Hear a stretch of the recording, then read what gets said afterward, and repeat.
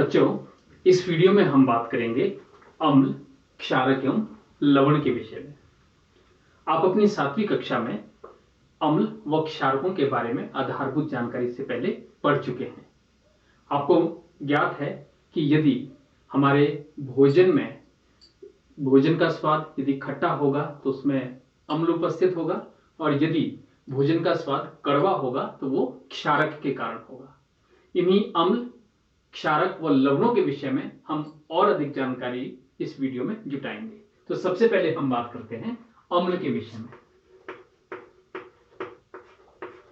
जैसा कि आप अम्ल की परिभाषा देख पा रहे हैं कि वे रासायनिक यौगिक जो जलीय विलयन में H पॉजिटिव, जिसको हम हाइड्रोजन आयन कहते हैं, या H3O पॉजिटिव, जिसको हम हाइड्रोनियम आयन कहते हैं, ये आयन विमोचित करता है, उस रासायनिक यौगिक को हम अम्ल कहते हैं। अब इसको समझते हैं। मान लीजिए हमने एक अम्ल लिया HCl। इसको जब हम जल में मिलाएंगे या इसका जलीय विलयन हम बनाते हैं तो HCl टूट जाता है H पॉजिटिव आयन और Cl नेगेटिव या क्लोराइड आयन में। लेकिन ये H पॉजिटिव आयन जो है जलीय विलयन में स्थिर नहीं होता है, तो ये क्या करता है, ये H पॉजिटिव आयन जल के अणु के साथ मिलकर एक नया आयन बनाता है, जिससे हम लिखते हैं H3O पॉजिटिव, और इसी का नाम है हाइड्रोनियम आयन। Hydronium ion. तो आगे जब हम pH की बात करेंगे तो हम इस हाइड्रोनियम आयन का बार बार यूज करेंगे, इसके बारे में हम बार बार बात करेंगे। अब बच्चों, यदि हम कुछ अम्लों के उदाहरण लें तो कुछ अम्लों के उदाहरण हैं जैसे H2SO4, सल्फ्यूरिक अम्ल, जिसको हम रसायनों का राजा भी कहते हैं, हाइड्रोक्लोरिक अम्ल, नाइट्रिक अम्ल, फॉर्मिक अम्ल व एसिटिक अम्ल। ये कुछ अम्लों के उदाहरण हैं। हम अम्लों को उनके स्रोतों के आधार पर 2 श्रेणियों में वर्गीकृत करते हैं। वे श्रेणियां हैं कार्बनिक अम्ल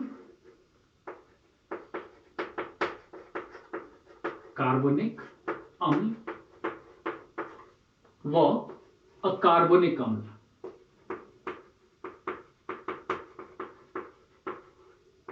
अकार्बनिक अम्ल, और अकार्बनिक अम्ल का दूसरा नाम खनिज अम्ल भी हो सकता है, खनिज अम्ल।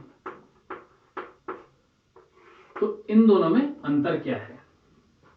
कार्बनिक अम्ल वे अम्ल होते हैं जो हमें जीव जंतु या पौधों से प्राप्त होते हैं। जैसा कि आपने अपनी 7वीं कक्षा की किताब में पढ़ा था कि चींटी के डंक में कौन सा अम्ल होता है? फॉर्मिक अम्ल। और उसी तरह से जो सिरका है या विनेगर जिसको हम कहते हैं, उसमें कौन सा अम्ल होता है? CH3COOH, मतलब एसिटिक अम्ल। इसके अतिरिक्त यहाँ आप नीचे जो आपको एक तस्वीर दिख रही है, इसमें आप अलग अलग अम्लों की सारणी देख सकते हो। उसी प्रकार अकार्बनिक अम्ल वे अम्ल हैं जो हमें खनिजों से प्राप्त होते हैं, जैसे सल्फ्यूरिक अम्ल, हाइड्रोक्लोरिक अम्ल व नाइट्रिक अम्ल या HNO3। और इसी प्रकार अम्ल अपने जलीय विलयन में कितने हाइड्रोनियम आयन देते हैं, उसके आधार पर भी हम अम्लों को 2 श्रेणियों में विभाजित कर सकते हैं। वे श्रेणियां हैं प्रबल अम्ल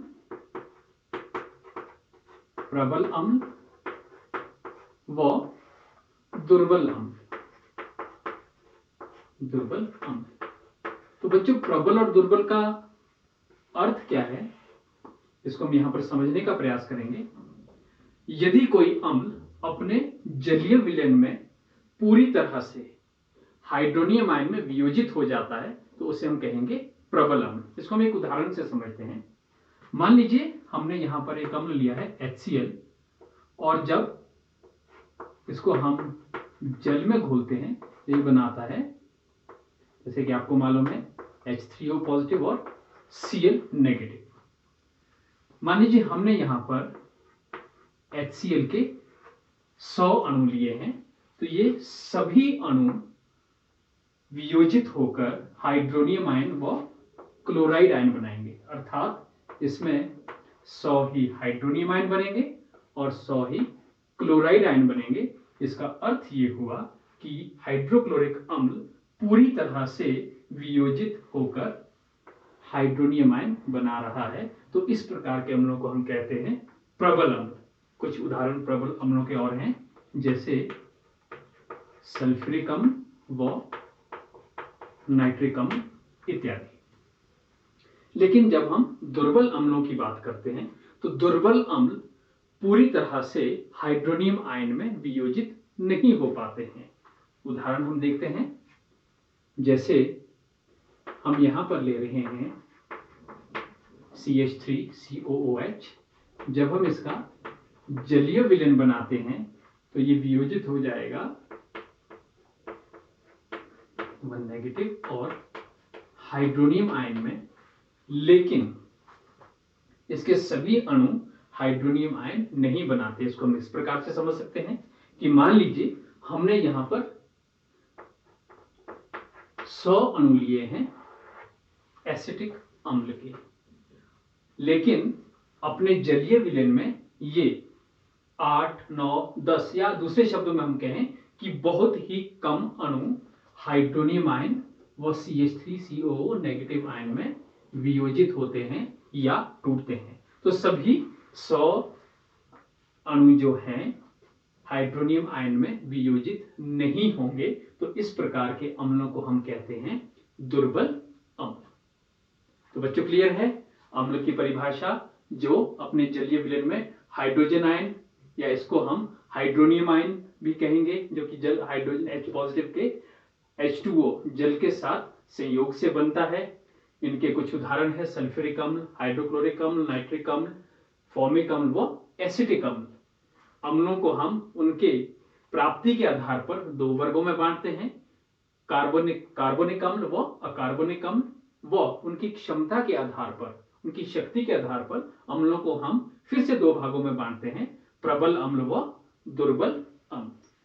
तो बच्चों अगली बात हम करेंगे क्षारक के विषय में। जैसा कि आप जानते हैं कि क्षारक वे रासायनिक यौगिक हैं, आप यहां पर परिभाषा में देख पा रहे हैं, वे रासायनिक यौगिक जो अम्लों से अभिक्रिया के परिणाम स्वरूप केवल लवण व जल बनाते हैं। तो बच्चों इसमें ये जो शब्द है केवल, ये बहुत इंपॉर्टेंट शब्द है, इसको आपने ध्यान देना है कि रासायनिक अभिक्रिया के परिणाम स्वरूप केवल क्या बनेगा, लवण व जल। यदि उत्पाद के रूप में कोई तीसरा उत्पाद बनता है, तीसरा पदार्थ बनता है, तो वो रासायनिक यौगिक जो अम्ल के साथ अभिक्रिया कर रहा है उसे हम क्षारक नहीं कह सकते हैं। इसको हम 3 उदाहरणों से समझने का प्रयास करेंगे। मान लीजिए हमने यहां पर लिया है कोई अम्ल HCl हाइड्रोक्लोरिक अम्ल, और ये हाइड्रोक्लोरिक अम्ल जो अभिक्रिया करता है एक ऑक्साइड, मैं धातु ऑक्साइड लेता हूं, ये धातु ऑक्साइड है जिंक ऑक्साइड। यदि ये इससे अभिक्रिया के परिणाम स्वरूप जल व लवण बनाता है, जल व लवण, यदि आपको लगता है कि रासायनिक अभिक्रिया संतुलित नहीं है तो इसको आप संतुलित कीजिए, आप इसको संतुलित कर सकते हैं। तो यहां पर लवण व जल बन रहा है, अर्थात ये हमारी इस परिभाषा में पूरी तरह से फिट बैठ रहा है। तो इसका अर्थ क्या है कि जिंक ऑक्साइड क्या है, एक क्षारक है। उसी प्रकार हम एक और उदाहरण लेते हैं। मान लीजिए हम सल्फ्यूरिक अम्ल की अभिक्रिया करवाते हैं किसी धातु हाइड्रोक्साइड से। तो धातु हाइड्रोक्साइड से अभिक्रिया के परिणाम स्वरूप यहां पर हमारे पास क्या बन रहा है, एक जल का अणु जमा Na2SO4 जो कि एक लवण है, सोडियम सल्फेट जो कि एक लवण है। आपको लगता है कि ये रासायनिक अभिक्रिया भी संतुलित नहीं है, तो आपने इसे भी संतुलित करना है। तो यहां पर भी जल व लवण का अणु बन रहा है, ये भी हमारी इस परिभाषा के अनुसार बिल्कुल सही है। तो इसका अर्थ है कि सोडियम हाइड्रोक्साइड भी क्या है, एक क्षारक है। हम एक और उदाहरण लेते हैं कि मान लीजिए हम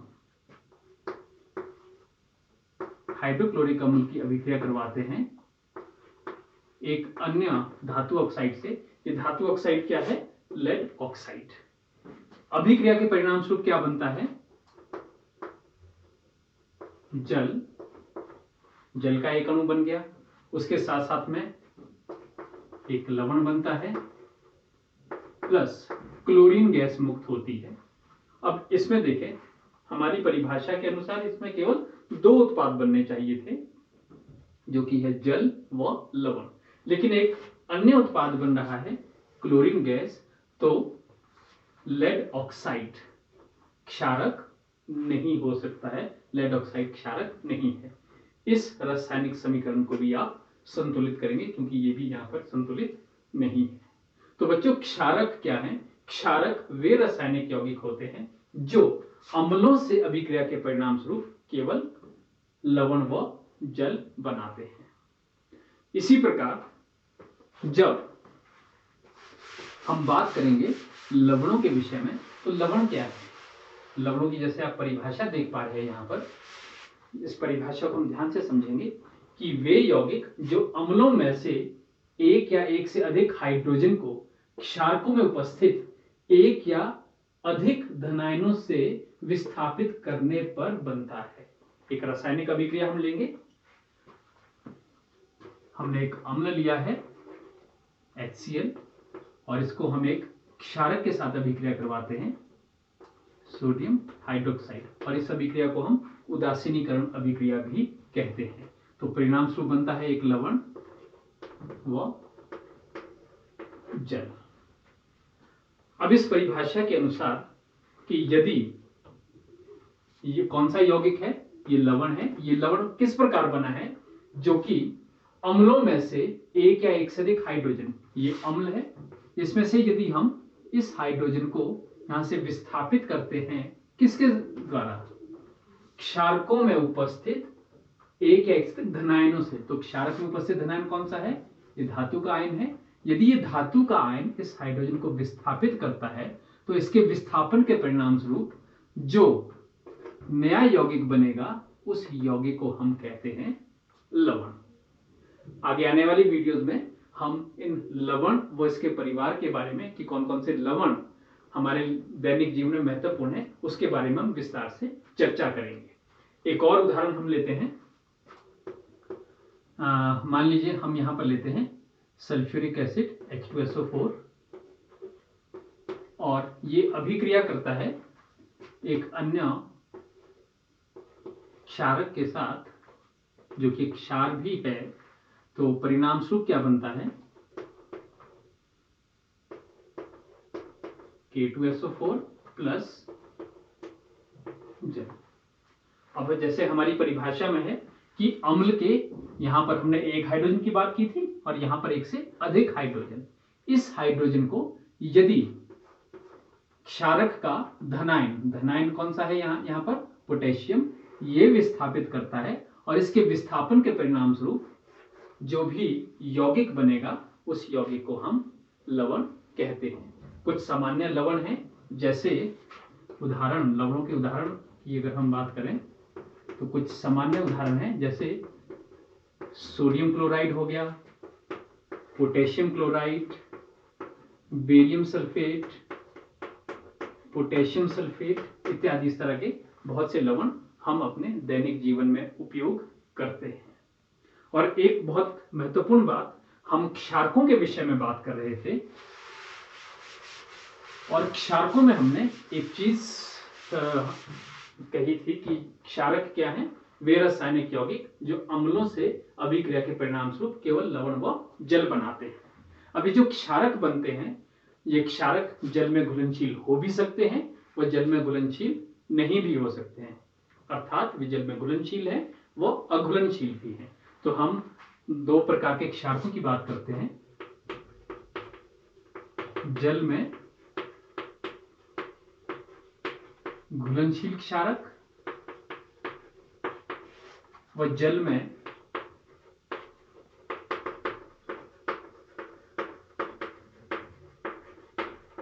अघुलनशील क्षारक। तो कुछ एक क्षारक हैं जो जल में घुलनशील है, जैसे सोडियम हाइड्रोक्साइड हो गया, सोडियम ऑक्साइड है, पोटेशियम हाइड्रोक्साइड, पोटेशियम ऑक्साइड, ये सभी क्षारक जल में घुलनशील होते हैं। और कुछ क्षारक हैं जो जल में अघुलनशील होते हैं। जैसे उनके कुछ उदाहरण हम लेते हैं, जिंक ऑक्साइड है, उसी तरह से मैग्नीशियम हाइड्रोक्साइड है, आप आयरन हाइड्रोक्साइड ले सकते हो, आयरन ऑक्साइड हाइड्रोक्साइड, क्योंकि आयरन की ऑक्सीडेशन स्टेट +2 और +3 होती है। तो ये कुछ उदाहरण हैं क्षारकों के जो जल में घुलनशील नहीं होते हैं, या हम कह सकते हैं कि वो जल में अघुलनशील है। तो यहां से एक बात निकल कर आती है कि ऐसे क्षारक जो जल में घुलनशील होते हैं, इन सबको हम एक और नाम से भी जानते हैं, उनका नाम है क्षार। तो बच्चों, हमने कुछ बातें समझी।